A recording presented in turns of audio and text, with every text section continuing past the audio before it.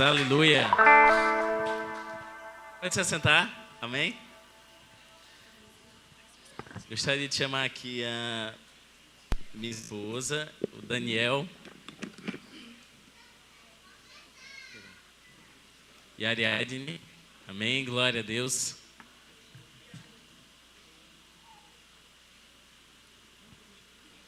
E gostaria de chamar o pastor Rafael Panisso, diretor da MOB Brasil, conosco aqui pela primeira vez em Fortaleza. Glória a Deus. Eu precisei ligar para ele no ano passado para tentar ver se ele conseguia estar aqui, mas glória a Deus que Deus guardou esse momento para nós estarmos reunidos juntos, e é uma grande alegria para nós. E como você diz nos vídeos que a gente acompanha, né? Nosso coração está cheio de expectativas para o que Deus já começou a fazer nessa igreja e vai fazer através da sua vida. E aqui tem a nossa camisa oficial do evento para você, né? Sabe que ele ficou muito feliz, a gente levou ele hoje no Beach Park, né? E aí ele agradeceu muito porque eu consegui livrar ele, porque os meninos estavam tentando botar ele no insano, né? Mas glória a Deus, eu levei em outro lá, que pra gente assustava muito. Para os meninos, né? Mas pra gente que já tá no 30 mais, a gente já tá se assustando com qualquer coisa, né? Mas glória a Deus por isso. Eu queria pedir para a Ariadne poder estar orando pelo pastor nesse momento, e que nós te agradecemos por estar aqui essa noite. Amém, Senhor, glória a Deus. Senhor, que o Senhor venha, meu Deus, direcionar, meu Pai, o coração dele essa noite, meu Pai. Que através dele, meu Deus, nós possamos ser abençoados, meu Pai, pela palavra que será ministrada. Se nós cremos, meu Deus, e nós te agradecemos, Senhor Jesus, por essa noite maravilhosa, porque nós sentimos a tua presença, ela é real neste lugar, e nós cremos, meu Pai, que grandes coisas estão acontecendo nessa igreja. Aleluia. Amém. Só avisando alguns irmãos, tem uma mesa lá atrás, no final do culto, tá? Agora, nesse momento, é o momento da palavra. No final do culto, a gente tem a cantina da MOB, né? Que vai estar funcionando lá, tudo em prol dessa conferência e também do retiro, que vai ser no final do mês.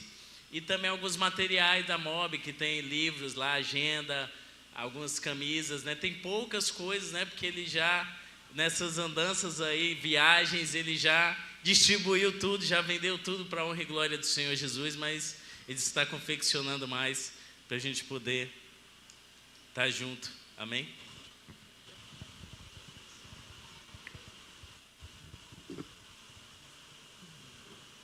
Seja bem-vindo, pastor Rafael Panisso, diretor da MOB Brasil. A Igreja Batista da Graça está imensamente feliz com a sua presença. Seja bem-vindo, pastor Rafael. Amém, glória a Deus. Bom estar aqui com você, meu irmão. Meu coração está alegre. Obrigado, viu? Meu coração está alegre de estar com você aqui nessa noite. Queria agradecer pastor Tiago, pastor Ítalo pelo convite. Pastor Tiago, obrigado pela recepção. Pastor Ítalo, obrigado pela recepção. Estou me sentindo em casa aqui, irmãos. Estou feliz de estar com vocês. Pastor Tiago, obrigado por essa oportunidade. Sei que para um pastor local é difícil abrir a oportunidade para que outro ministre em sua igreja, porque isso requer confiança.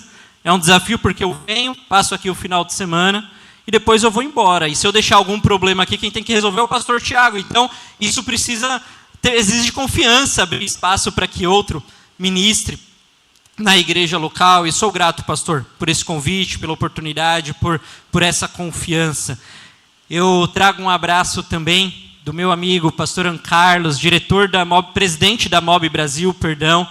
Ele manda um abraço ao pastor Tiago, pastor Ítalo, a toda a igreja. Recebam esse abraço da MOB. E o meu coração, como eu disse, está alegre. Mas antes de eu falar, eu queria mostrar mais uma vez, eu sei que apareceu ali quem eu sou, apareceu ali a foto da minha família, mas eu queria pedir, se for possível, colocar a foto ali da minha família novamente.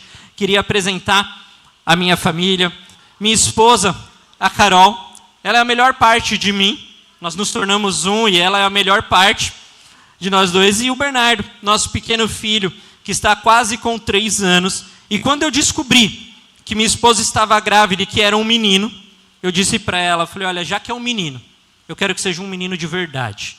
Daqueles que faz bastante bagunça, daqueles que não param. Irmãos, eu nem orei por isso. Eu só falei, mas o Senhor ouviu. E o Bernardo não para. E a palavra que eu mais digo em casa para ele, não, Bernardo, para, Bernardo. Não sobe aí, não pula daí, não faz isso. Mas o Bernardo também tem trazido alegria para a nossa casa, alegria aos nossos corações. Eu sempre digo que depois que o Bernardo chegou, eu consegui compreender um pouco melhor o amor do Senhor. Porque pegar ele nos meus braços pela primeira vez, um bebê que não tinha nada para me dar ou para me oferecer, um bebê que nem sequer sabia sorrir ainda, eu o amei. E é assim que o Senhor faz comigo e com você também. Não que tenhamos algo para oferecer a Ele, mas Ele simplesmente nos ama. Isso é graça. Amém? Se você puder, abra a sua Bíblia comigo, no livro de Efésios, capítulo de número 2. Eu quero ler com você. Obrigado, meu amigo. Posso deixar isso com você? Obrigado, viu? Efésios, capítulo de número 2, nós vamos ler o versículo de número 8. Efésios, capítulo de número 2, versículo de número 8, diz assim: porque pela graça vocês são salvos mediante a fé, e isso não vem de vocês, é dom de Deus. Eu queria ler com você agora, mais uma vez esse texto, mas eu queria ler agora com você a partir do versículo de número 1. E eu queria te encorajar, depois que nós fizermos a leitura, nós vamos ler até o versículo de número 10, e depois que nós realizarmos a leitura, eu queria te encorajar a manter a sua Bíblia aberta, porque nós vamos revisitar estes textos, amém? O texto diz assim, Efésios capítulo de número 2, a partir do versículo de número 1. Vocês estavam mortos em suas transgressões e pecados, nos quais costumavam viver quando seguiam a presente ordem deste mundo e o príncipe do poder do ar, o espírito que agora está atuando nos que vivem na desobediência. Anteriormente, todos nós também vivíamos entre eles, satisfazendo as vontades da nossa carne, seguindo os seus desejos e pensamentos, como os outros, éramos por natureza merecedores da ira. Todavia, Deus, que é rico em misericórdia, pelo grande amor com que nos amou, deu-nos a vida com Cristo, quando ainda estávamos mortos em transgressões. Pela graça vocês são salvos. Deus nos ressuscitou com Cristo e com Ele nos fez assentar nas regiões celestiais em Cristo Jesus, para mostrar nas eras que hão de vir a incomparável riqueza da sua graça, demonstrada em sua bondade para conosco em Cristo Jesus. Pois vocês são salvos pela graça, por meio da fé, e isto não vem de vocês, é dom de Deus. Não por obras para que ninguém se glorie, porque somos criação de Deus, realizada em Cristo Jesus, para fazermos boas obras, as quais Deus preparou antes para nós as praticarmos. Amém? Até aqui. Eu sei que a Ariadne já orou e eu não quero invalidar a oração dela, mas eu gostaria de orar mais uma vez com você, pedindo para que o Senhor ministre aos nossos corações. Se você puder curvar a sua cabeça, fechar os seus olhos. Senhor Jesus, Pai, nós somos gratos pela sua presença. Somos gratos ao Senhor Jesus por tudo aquilo que o Senhor já tem ministrado aos nossos corações, através das orações, através das canções. Mas neste momento, Pai, nós desejamos ouvir a sua voz. E como sempre tenho orado ao Senhor, Pai, eu te peço que o Senhor comece a preparar os nossos corações, Deus, como uma boa, para que a semente do seu evangelho for lançada, Senhor Jesus, ela encontre em nós um solo fértil.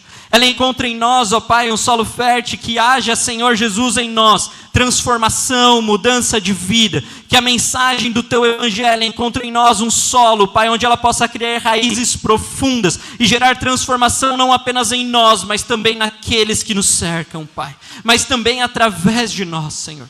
Pai, quanto a mim, livra-me de ser o empecilho aquilo que o Senhor deseja realizar, e eu te peço que apenas aquilo que nasceu no Teu coração possa vir de encontro ao nosso, em nome de Jesus. Amém? Meus amigos, qual que é o tema da nossa conferência? Maravilha. Alcançados pela graça é o tema da nossa conferência. Só que falar sobre a graça, pelo menos para mim, não é uma tarefa fácil. Falar sobre a graça, para mim, é uma tarefa desafiadora. Por quê? Porque a graça é muito melhor compreendida quando nós vivemos ou experimentamos ela, do que quando nós a explicamos. Nós compreendemos melhor a graça quando nós fomos alcançados, ou quando somos alcançados por ela, do que quando tentamos explicá-la com termos teológicos, com explicações humanas. Então a graça, ela é muito melhor compreendida quando vivemos, do que quando explicamos. E é pensando nisso que Philip Yancey, autor do livro Maravilhosa Graça, ao fazer ali uma adaptação de uma frase de Elvin Brooks White, que é autor do livro Stuart Little, ele declara o seguinte: a graça pode ser dissecada como uma rã, mas ela morre no processo. É claro que esse exemplo de Philip Yancey faz mais sentido num contexto norte-americano. Certamente você já assistiu um filme onde os adolescentes estão na escola e eles abrem uma rã para ver o que há dentro dela. Ao fazer isso, a rã está morta. Não é possível fazer isso com a rã viva. Então o que ele quer dizer quando ele diz isso é, olha, ainda que a gente entre mais profundo na explicação sobre o que é a graça, nós sempre estaremos aquém do que de fato é. Por isso que a graça, ela é melhor compreendida quando nós vivemos, quando nós experimentamos ela, quando somos alcançados por ela, do que quando nós a explicamos com palavras. Então a minha oração nessa noite é para que eu e você possamos experimentar dessa graça. Ainda que você já tenha experimentado na sua vida e tenha experimentado dia após dia, ainda que você tenha testemunhos de como a graça te alcançou, a minha oração é para que nós possamos mergulhar cada vez mais nessa graça, compreendê-la e vivê-la cada vez mais. Mas para a mente humana, ou para a nossa sociedade, ou para o tempo em que nós vivemos, é difícil compreender a graça. É difícil porque nós vivemos em um tempo da meritocracia. Um tempo onde a regra é a seguinte: você faz por merecer e você recebe. Nós somos ensinados assim desde sempre, desde a infância. Quem aqui já ouviu a frase, se você passar de ano, talvez você tenha um presente de Natal? Você já ouviu? Meus pais usavam bastante comigo. E comigo era um pouco mais desafiador, porque eu faço aniversário em dezembro, pastor. E aí meu pai falava, se você passar de ano, você tem presente de aniversário e de Natal. Só que ele juntava os dois em um só. E eu olhava para os meus irmãos e falava, ué, meu irmão ganha um presente de aniversário, um de Natal, mas no meu é um só. Não faz sentido. Mas eu passava por isso. Essa é a meritocracia, é assim que vivemos no mundo de hoje. Quando você vai para uma entrevista de emprego, quem é aprovado? Aquele que, teoricamente, é o mais qualificado para a vaga, ou aquele que melhor vende o seu peixe ali na hora da entrevista. Esse aqui é aprovado. Aquele que mais merece aquela oportunidade. Quando você trabalha e trabalha bem, exerce bem a sua função, a tendência, ou deveria pelo menos ser assim, é que você seja promovido. Recompensa pelo seu esforço. Recompensa pelo seu trabalho. É assim que nós vivemos. Vocês viram o meu filho, ele está prestes a fazer 3 anos. E para quem é pai, para quem tem criança nessa idade, você sabe que nós vivemos a fase do que nós chamamos de terrible two. Aquilo que é a adolescência do bebê. É uma fase temível. Será que fui eu? Oi? Aí, voltou. Isso porque é aquela fase onde a criança está descobrindo o mundo, ela se sente dona de si, ela acha que ela pode fazer tudo sozinha, ela quer discutir com você. E o meu filho está nessa fase. E o meu filho tem personalidade forte, ele sabe o que quer e ele é insistente. E às vezes eu preciso dar algumas broncas nele. Eu falei, não, eu disse que não. Ele, não, papai, mas eu quero. Eu falo, olha, você está me desobedecendo. Eu já te ensinei que quem desobedece, só perde. Já algumas vezes, nós estávamos no shopping, por exemplo, e ele gosta muito de carro. E eu levo ele naquelas lojas de shopping que tem aqueles videogames, e levo ele para dirigir um pouco ali. E às vezes ele começa a desobedecer. Eu falo, olha, a regra é, no final, nós vamos lá. Se você desobedecer, não tem. E já algumas vezes eu fui embora sem levá-lo lá. Porque ele precisa aprender que quem obedece, recebe. E aí esses dias eu busquei ele na escola. E eu coloquei ele dentro do carro. E a hora que eu sentei, ele falou para mim, papai, eu quero uma surpresa. Eu falei, poxa, mas hoje é uma terça-feira. Não tem nada de especial na terça-feira, por que você quer uma surpresa? Ele, papai, eu estou merecendo. Eu estou obedecendo, eu mereço. Então você percebe como até uma criança que não chegou aos 3 anos de idade já entendeu que se ele fizer por onde, ele merece receber alguma coisa. Nós somos treinados para isso. Nós somos treinados para que quem é o melhor, recebe. Para aquele que faz tudo direito, vai receber alguma coisa em troca. Nós somos treinados pelo mérito. Mas no reino de Deus, as coisas não são assim. Quando nós falamos no reino de Deus, essa lógica ela simplesmente não existe. Não existe porque tudo que Deus faz por mim e por você, Ele faz por graça. Se Deus fosse nos tratar segundo aquilo que nós merecemos, estaríamos todos perdidos. Estaríamos todos condenados, estaríamos todos condenados à morte, estaríamos todos condenados a viver eternamente longe do Senhor. Porque a Bíblia nos diz em Romanos 3, pois todos pecaram e carecem da glória de Deus. Romanos 6, 23, ele vai dizer, porque o salário do pecado é morte. Se quem peca deve morrer, e se todos pecaram, quem merecia a morte? Todos. E você sabe o que significa todos? Todos significa todos. No grego, todos é todos. No hebraico, todos é todos. Todos nós merecíamos a morte. Todos nós merecíamos a condenação eterna. E a morte aqui não se refere simplesmente a uma morte física, embora também fale a respeito disso. Embora também inclua essa morte física. Mas ela também fala a respeito de uma morte espiritual. Deus é um Deus santo. E por causa da sua santidade, Ele não pode compactuar com o pecado. Então o pecado nos afasta de Deus. E por ser santo e não poder compactuar com o pecado, Deus também precisa punir o pecado. E aqui nós falamos de uma terceira morte. A morte eterna. E essa é a maior dor que um homem ou uma mulher poderia passar. Não simplesmente por causa da dor, do sofrimento, mas porque estaria para sempre longe de Deus. E essa é a maior condenação ou a maior dor que um homem poderia passar. Ser separado de Deus por toda a eternidade. E essa era a nossa realidade. Era isso que nós merecíamos. Esse era o nosso destino. Mas não foi assim que Deus nos tratou. Porque no texto de Efésios, no versículo de número 1, ele vai dizer: Ele lhes deu a vida quando vocês estavam mortos em suas transgressões. Os versículos de número 4 a 6 vai dizer: Mas Deus, sendo rico em misericórdia, por causa do seu grande amor com que nos amou, e estando nós mortos em nossas transgressões, nos deu a vida juntamente com Cristo. Pela graça, vocês são salvos. E juntamente com Ele nos ressuscitou, e com Ele nos fez assentar nas regiões celestiais em Cristo Jesus. Você percebe que a graça, ela tira de nós todo o mérito? A graça não é: olha, porque você foi bonzinho, agora eu vou te dar acesso à vida eterna. Olha, porque você fez tudo certo, agora você tem acesso a Cristo, agora você tem acesso à vida eterna. Não, o texto ele está sendo claro, ele está dizendo: olha, não é pelo que você faz, é pelo que Cristo já fez. Por causa daquilo que Cristo realizou na cruz, por causa da sua obra na cruz, é que nós podemos ter acesso ao Senhor. Nós merecíamos a morte, caminhávamos a passos largos para a condenação eterna.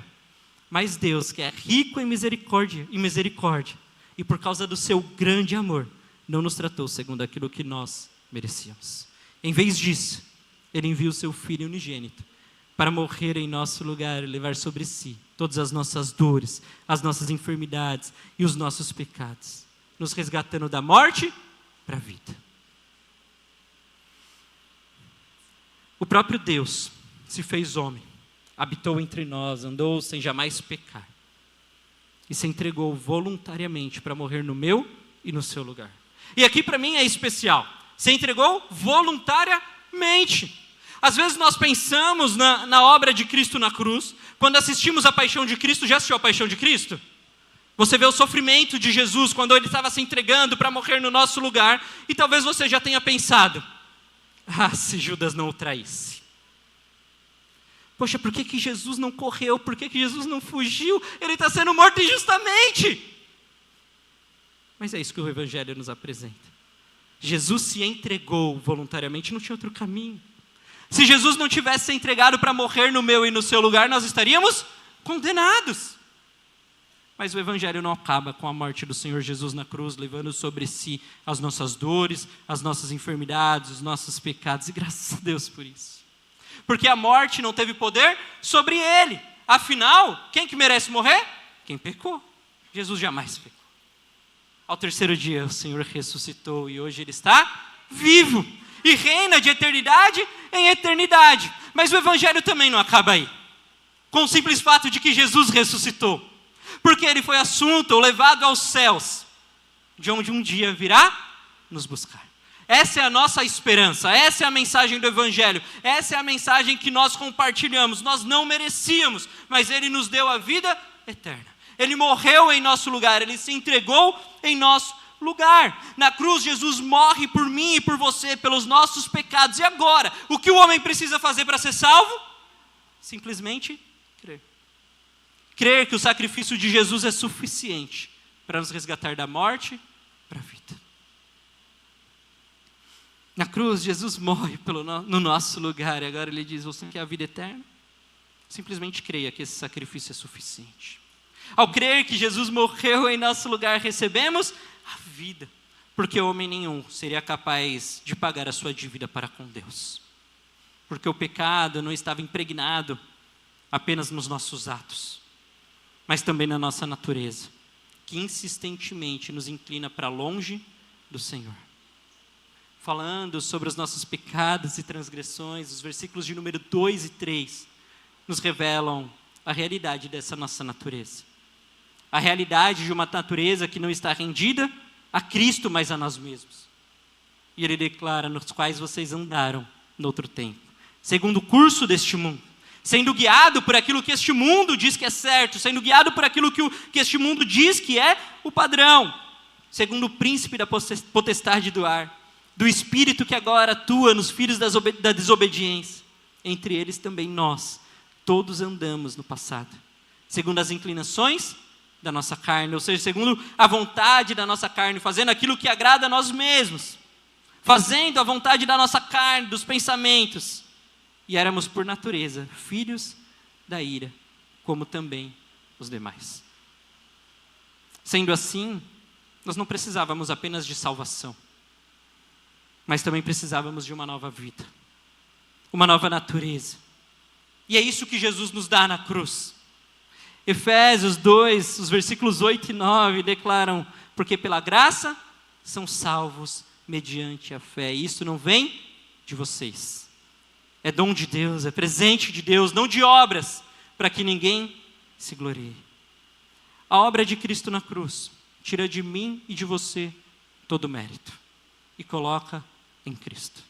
Não é pelo que você faz, não é pelo que você fez, não é por aquilo que você entrega, mas é por aquilo que Jesus já fez na cruz. Eu e você jamais alcançaríamos vida por nossos próprios atos, pois todos os nossos atos, eles estão corrompidos.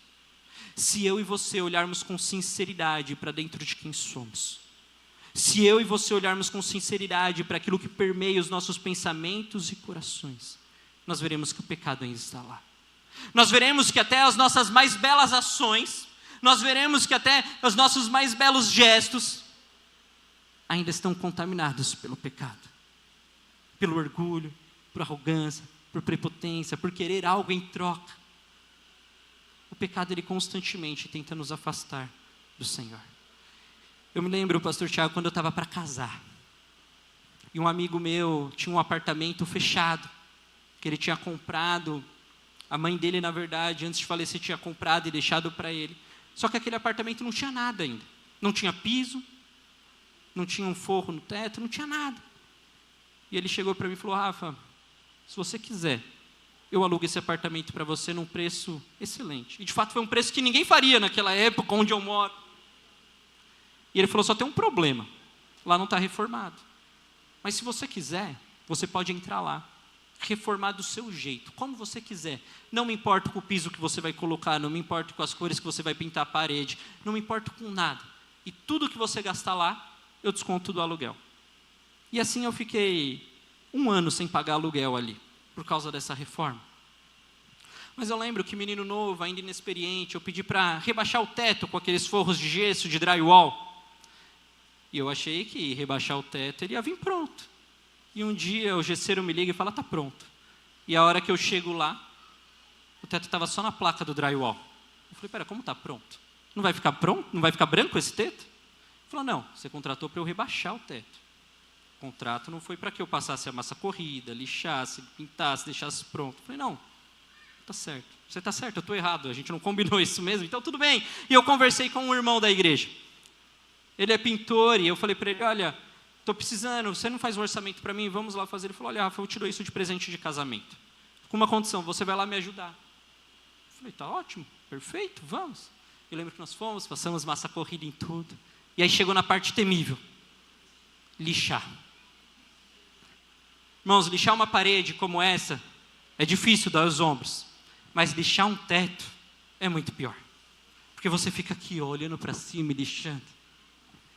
E eu lembro que a primeira vez que eu entrei no apartamento, depois que nós tínhamos passado a massa corrida, eu falei para esse irmão, olha, mas tá bom assim, precisa mesmo lixar? E ele falou para mim, vem cá, vou te mostrar uma coisa. E ele pegou um bastão com uma lâmpada na ponta, e sempre que ele aproximava, as imperfeições apareciam. Ele falou, é assim que a gente vai saber onde a gente tem que lixar e onde não. E eu comecei a ajudar, talvez mais atrapalhado que ajudar, mas estava lá. E no segundo dia esse irmão não podia ir, ele falou para mim, você vai lá e adianta o serviço, para a gente não perder esse dia, ainda que você não consiga avançar tantas coisas, não tenha tanta habilidade, mas vai, já adianta alguma coisa. Eu fui. Eu lembro que eu estava lixando aquele teto com o ombro doendo, e o Senhor ministrou meu coração, falou, você está parecendo esse teto. Eu falei, como assim, Senhor? Ele falou, de longe, você até parece que está bom. De longe, você até parece que está bonitinho, que as coisas estão em ordem. Só que eu sou como essa luz. E todas as vezes que você se aproxima de mim, as suas imperfeições aparecem. Todas as vezes que você se aproxima de quem eu sou, as suas imperfeições, as suas falhas, as suas deformidades, os seus pecados, aparecem. Mas fica tranquilo, que eu também sou como essa lixa. À medida que você se aproxima de mim, eu vou tirando de você as suas imperfeições. Eu vou te deixando cada vez mais parecido comigo. Se olharmos para quem somos, o pecado sempre estará ali, tentando nos dominar. Por isso, constantemente, eu tenho feito uma oração ao Senhor. Senhor, coloque diante de mim um espelho que possa refletir quem de fato eu sou. Que possa refletir onde eu ainda preciso ser transformado diante do Senhor, ou onde eu ainda preciso ser moldado segundo a sua vontade, segundo o seu desejo, segundo o seu caráter. E é isso que Deus faz conosco. Mas não é porque eu mereço, é por graça. É pela bondade dEle. Você percebe que à medida que eu me aproximo dEle e que Ele me transforma, Ele não transforma porque eu fiz algo genioso. Ele olhou e falou, uau, agora você fez algo muito bom. Agora eu vou te deixar mais parecido comigo. Não, mas Ele faz por graça. Não é recompensa pelo que eu fiz, mas é que quando eu me aproximo de quem Ele é, eu vejo a sua santidade, eu vejo a sua glória, eu vejo a sua majestade, e automaticamente eu sou transformado. Eu falo, eu não posso me apresentar diante do meu Senhor como eu sou. Com o coração rendido a Ele, eu sou transformado. Você percebe que a graça é que nos transforma, ou transforma quem nós somos. Então a salvação não é mérito meu nem seu. É obra do Senhor na minha e na sua vida, uma vez que nós somos alcançados por essa graça. Uma vez que a graça de Deus nos alcança.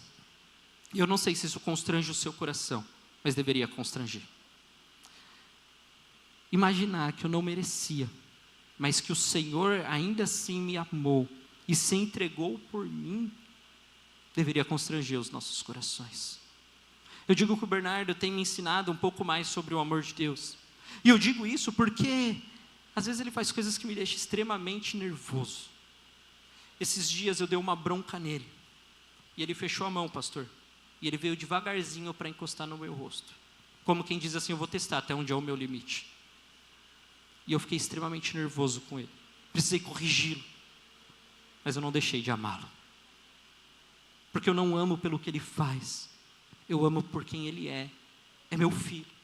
E é assim que o Senhor trata a mim e a você. Ele não nos ama por causa de quem nós somos, ou por causa daquilo que fazemos, mas nos ama por quem somos, porque somos filhos dele, somos criaturas dele, foi ele quem nos fez. E isso constrange os nossos corações.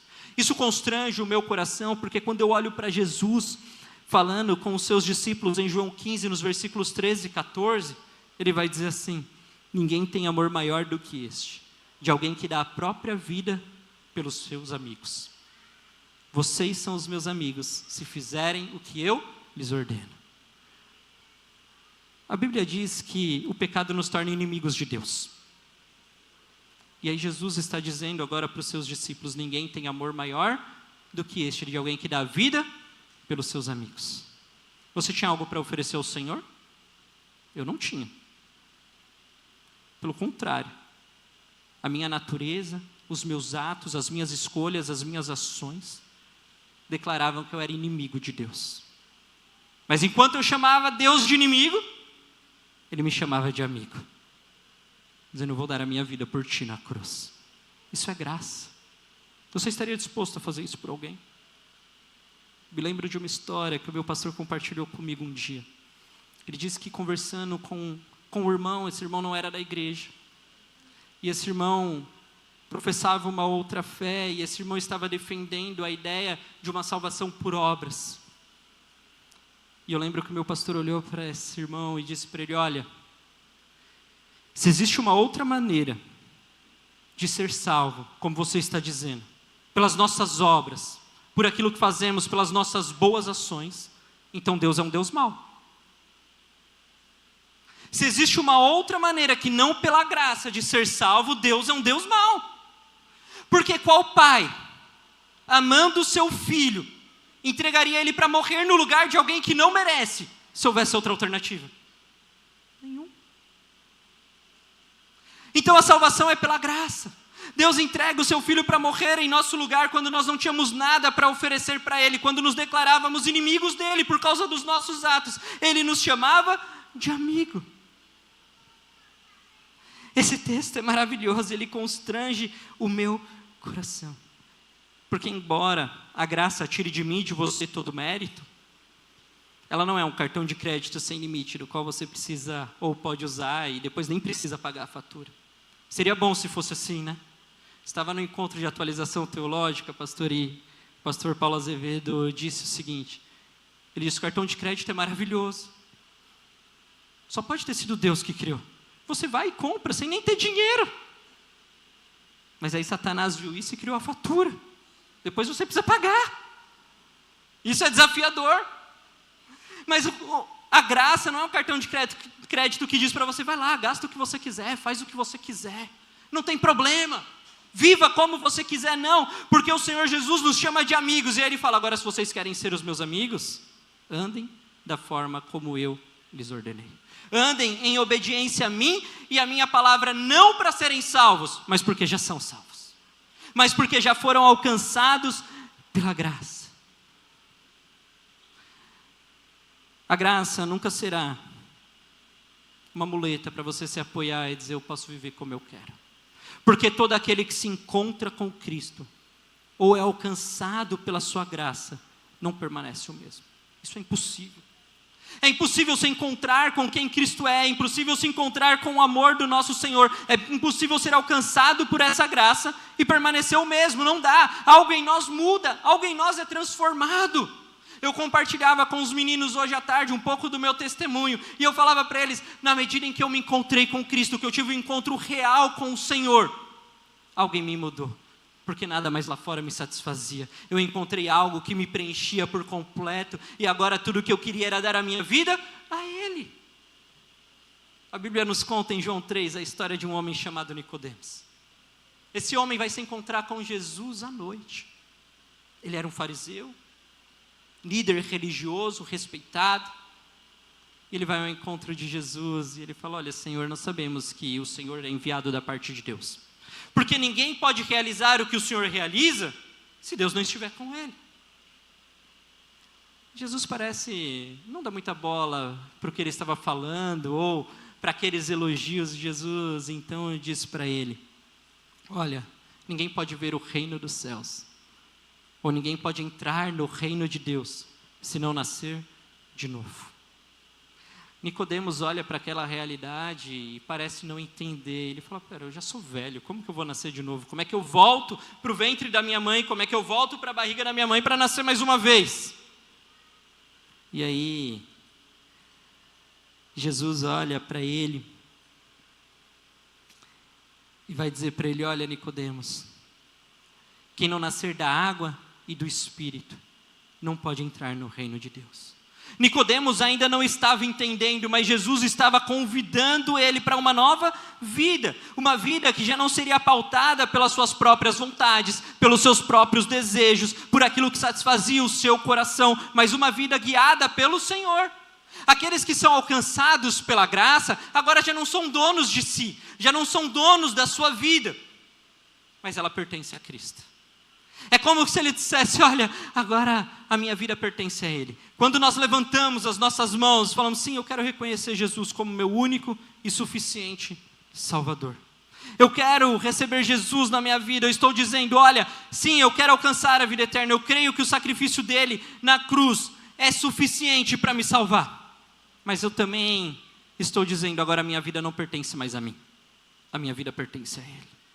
Declarar que Jesus é Senhor sobre as nossas vidas é dizer, olha, Ele é dono de quem eu sou. Ele é dono da minha vida, Ele é dono das minhas ações, das minhas decisões, de tudo o que faço. Agora minha vida não pertence a mim, pertence a Ele.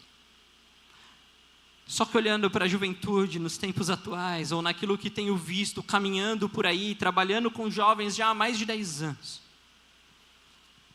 talvez eu nunca tenha visto tantos jovens frequentando as igrejas. Eu não estou falando das igrejas da nossa denominação, estou falando de forma geral. Nunca vi tantos jovens nas redes sociais postando que estão no culto aos domingos. Só que se você voltar a 2 stories, a vida não condiz com o story do domingo. Ele não está onde deveria estar. E uma vez isso começou a inquietar o meu coração, e sentado com o pastor Wilson Guimarães, eu falei para ele, pastor, se o evangelho está crescendo entre os jovens, se está crescendo entre as pessoas, se o evangelho tem alcançado gente como talvez nunca antes, por que nós não vemos transformações reais de vida? E a resposta dele para mim, ele falou, é simples.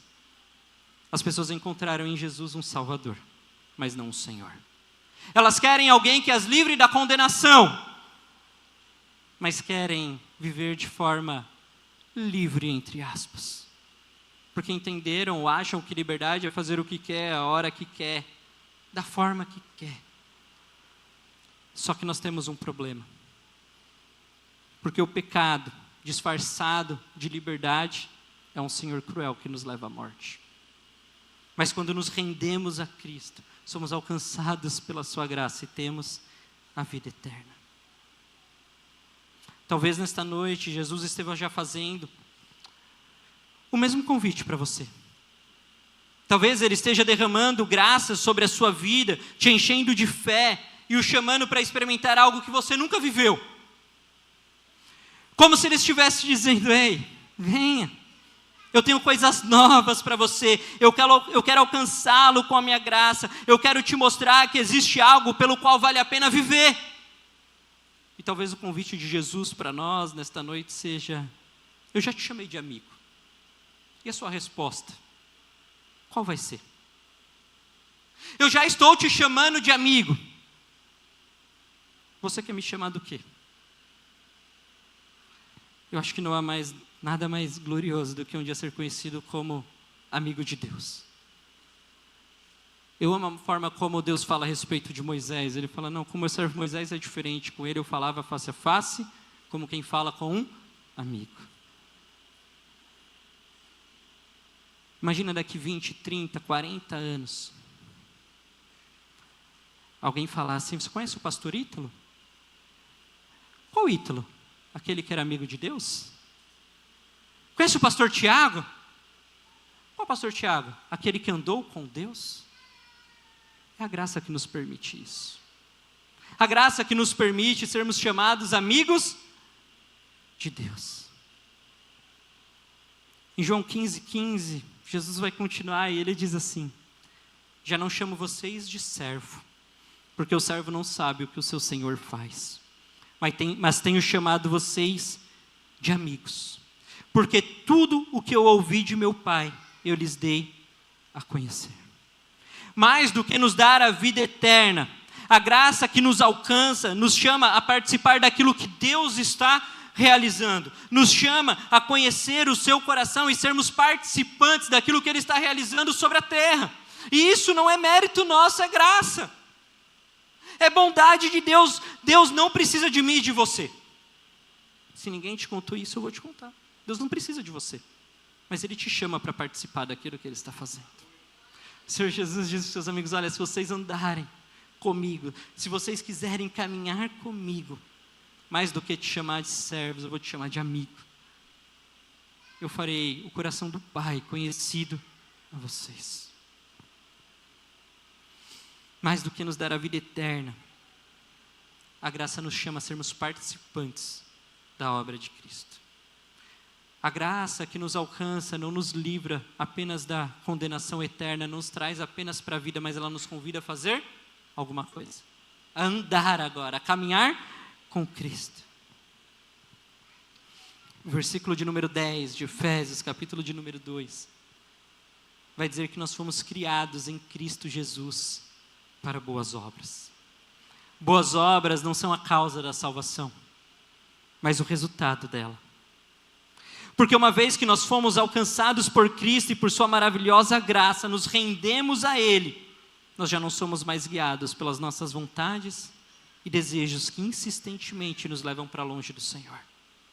Mas rendidos a Ele, somos guiados pelo Espírito a andar segundo a vontade de Deus. E não há melhor lugar para estarmos do que no centro da vontade de Deus. Não há melhor lugar para estar do que no centro da vontade de Deus. Eu poderia compartilhar com vocês inúmeros testemunhos de pessoas com quem eu converso, ou da minha própria vida. Pessoas que abriram mão de coisas grandiosas para viver os sonhos e os planos do Senhor. E aos olhos do mundo, ele estava perdendo alguma coisa. Aos olhos do mundo, ele estava sendo louco. Como você abre mão de tudo isso? Mas estando no centro da vontade de Deus, quando você conversa com essa pessoa, ele fala: não perdi nada, eu só ganhei. Porque o melhor lugar para estarmos é no centro da vontade de Deus. Nós fomos criados em Cristo Jesus para as boas obras. As obras não têm poder para nos salvar. Nós somos salvos pela graça que nos alcançou.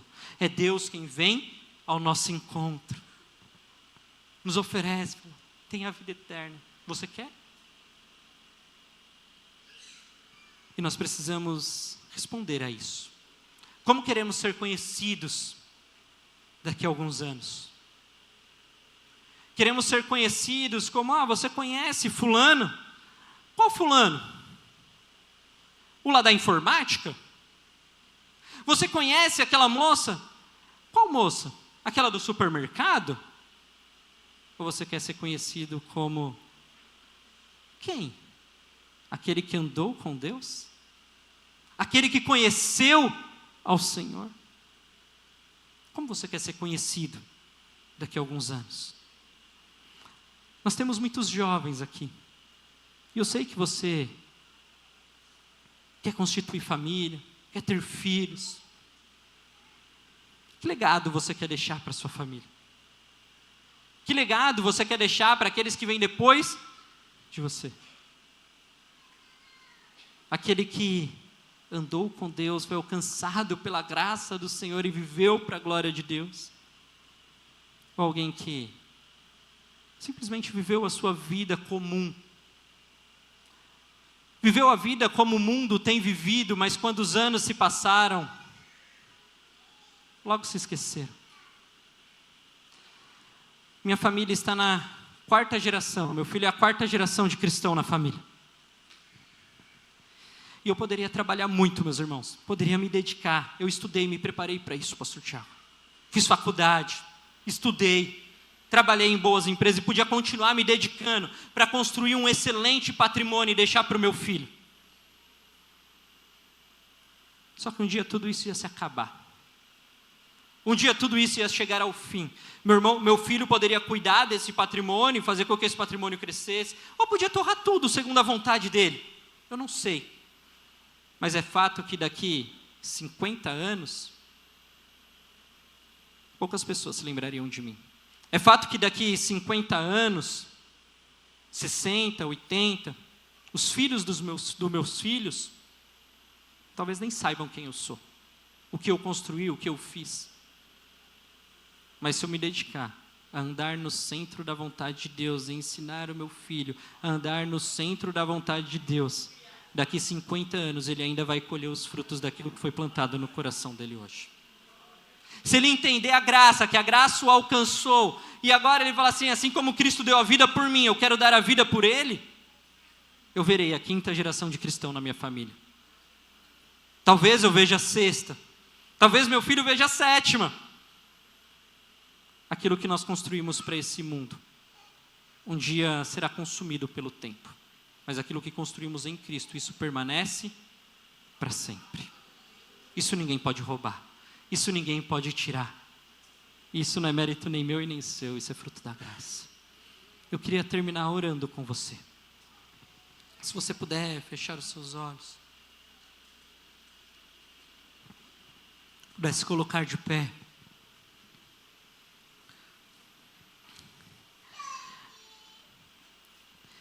Eu iniciei aqui dizendo que a graça de Deus não pode ser compreendida por mente humana. A graça de Deus é melhor compreendida quando nós a experimentamos. Quando nós podemos provar da graça que nos alcança, quando diz assim, olha, você não merecia. E talvez hoje você olhe para a sua vida e diga assim, eu tenho caminhado para longe de Deus, eu tenho feito tudo errado. Eu tenho feito tudo aquilo que eu não deveria fazer. Quando eu estou no meu quarto sozinho, eu assisto vídeos que não deveria. Quando eu estou sozinho no meu quarto, eu tenho conversas que eu não deveria. Quando eu estou no meu celular, onde ninguém pode me ver, eu tenho feito aquilo que não deveria. Eu tenho tido conversas que não deveria. Eu tenho nutrido amizades que não deveria. Deus está te vendo nestes lugares. Mas ainda assim Ele diz para você, não é pelo que você faz, é pelo que eu já fiz na cruz. E Ele não está dizendo para você, mude de vida e depois caminhe comigo. Ele está dizendo, vem, se aproxima de mim. Se aproxima de mim porque eu quero te dar vida, porque eu quero transformar quem você é. Lembra que o Senhor é como aquela lâmpada. Ele te chama como você está, mas à medida que nos aproximamos dele, Ele nos transforma. A graça faz isso comigo e com você. Se você puder, feche os seus olhos. Eu não poderia terminar essa mensagem sem dar a você a oportunidade de reconhecer Jesus como seu único e suficiente Salvador. Talvez você chegou aqui hoje convidado por alguém. Alguém te chamou, alguém disse para você, olha, vai ter um evento legal lá na igreja, vamos. E talvez você nem queria vir. Mas você olhou para o seu amigo e falou, poxa, ele é um amigo tão precioso. Eu vou não porque quero, mas vou por causa dessa amizade.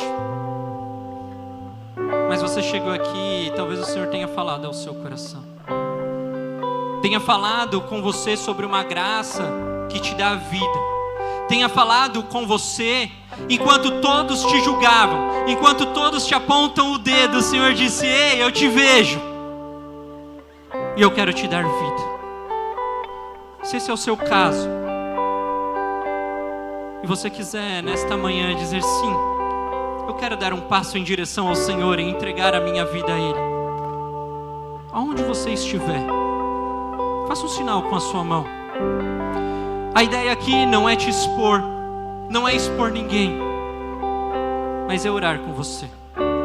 É te dar a oportunidade de ser alcançado por essa graça que muda quem somos, que transforma as nossas vidas, histórias, realidades. A ideia aqui não é te expor, mas é te dar a oportunidade de receber Jesus como seu único e suficiente Salvador e mudar o rumo da sua história. Eu vou te dar mais uma oportunidade, se você quiser fazer essa oração junto comigo. Levante uma das suas mãos. Se o Senhor está falando com você, não endureça o seu coração. Nossos irmãos vão cantar. Vocês vão cantar mais uma canção, né? É isso. Enquanto eles cantam, se você quiser vir aqui à frente, entregar a sua vida ao Senhor, não resista, mas vem. Nós temos aqui os pastores, líderes, para orar com você, para caminhar com você e dizer para você: nós podemos ser famílias juntos, podemos crescer juntos. Saia do seu lugar e venha aqui à frente e nós oraremos juntos. Mas talvez você já tenha caminhado com Cristo há bastante tempo. Talvez você já tenha caminhado com Cristo há muito tempo, já foi alcançado por essa graça, sabe quem Jesus é, entregou a sua vida a Ele. Glória a Deus. Amém.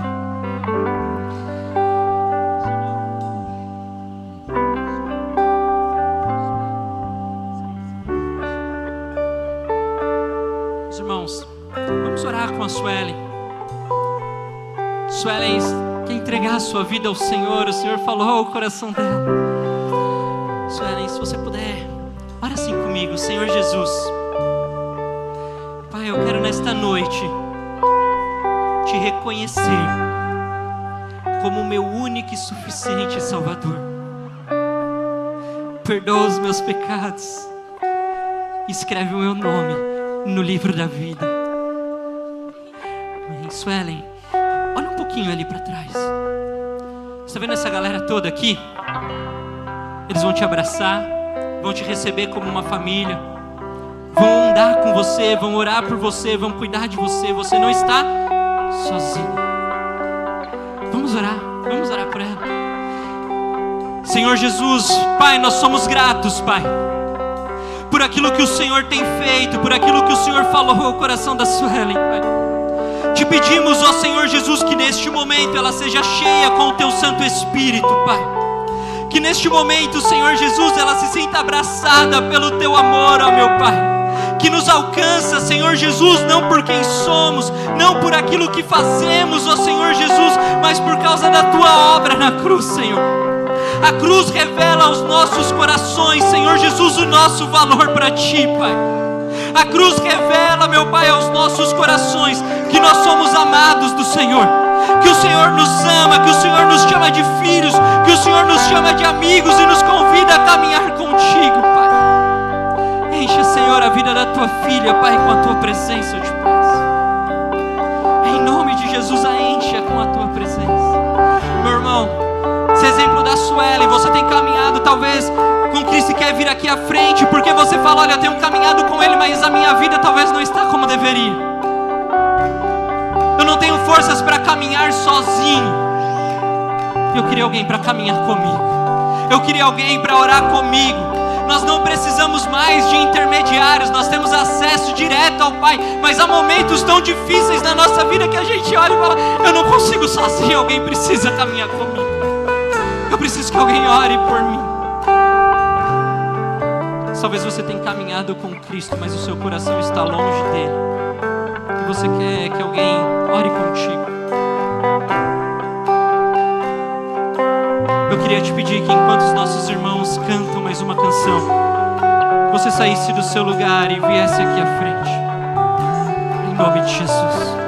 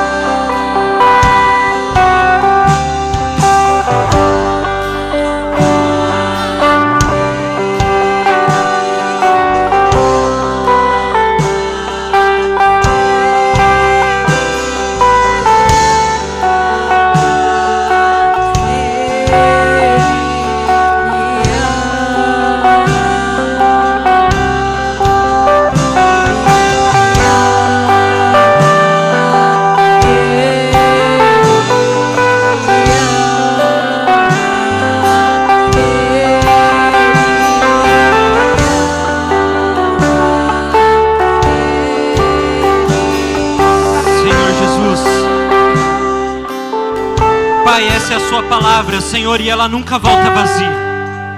Onde o Senhor está, Senhor Jesus, algo sempre acontece. Vidas são transformadas, vidas são mudadas, ó Senhor Jesus. Novas histórias são escritas, realidades são transformadas, ó Deus. Pai, eu quero te pedir, ó Deus, nessa noite, Pai, que em nome do Senhor Jesus, o Senhor comece a fortalecer estes corações, ó Pai.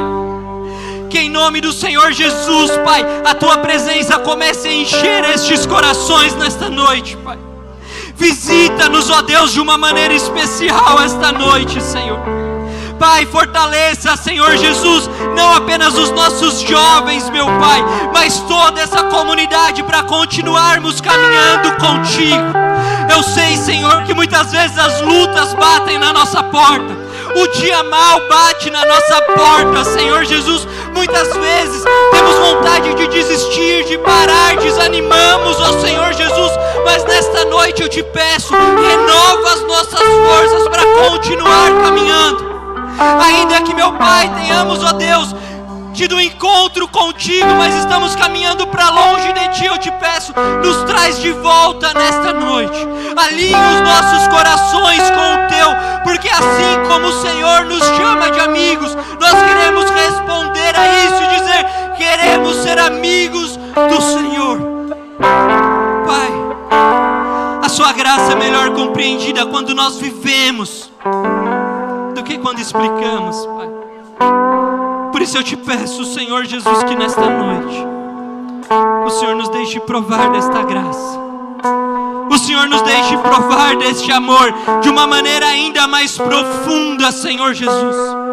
Nós sabemos que o Senhor estende as Suas mãos em direção a nós, e nós queremos responder a isso, Pai, com fé.